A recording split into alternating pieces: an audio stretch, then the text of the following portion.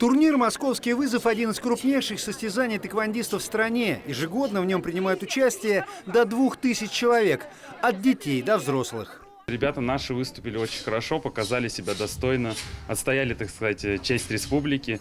Несмотря на то, что подготовительный период был довольно-таки сложным все-таки из-за ограничений. Я участвовал в 3 дисциплинах. Это туль, сила и специальная техника. Я завоевал 2 серебра в специальной технике и в туль. В этом году из-за пандемии число спортсменов, представленных на соревнованиях, было всего 720.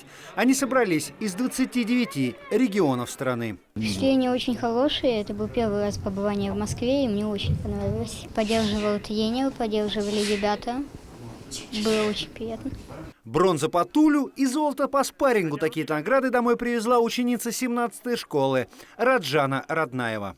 Сложнее выступать, наверное, в спарринге, потому что там нужно драться.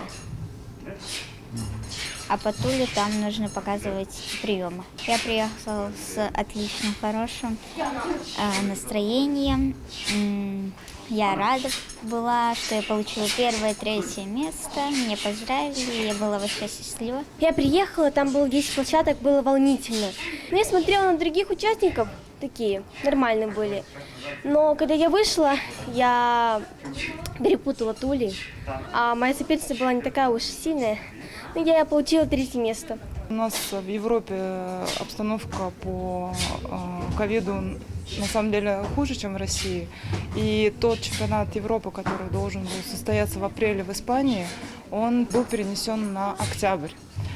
Вот. Надеемся, что все-таки он состоится, несмотря на то, что такие длительные сроки, это практически год разницы между чемпионатом России. Вот. Но все-таки надеемся, что и вакцина будет в Европе, и здесь у нас обстановка будет получше.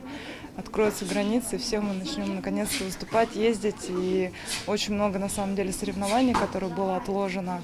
Вот. Но тем не менее их не отменили, но на какой-то срок их отложили. В целом копилка бурятских тэквондистов в состязаниях столицы пополнилась 30 медалями. Из них 8 золотых, 12 серебряных и 10 бронзовых наград. Отметим, что турнир «Московский вызов» в этом году стал юбилейным, 20-м.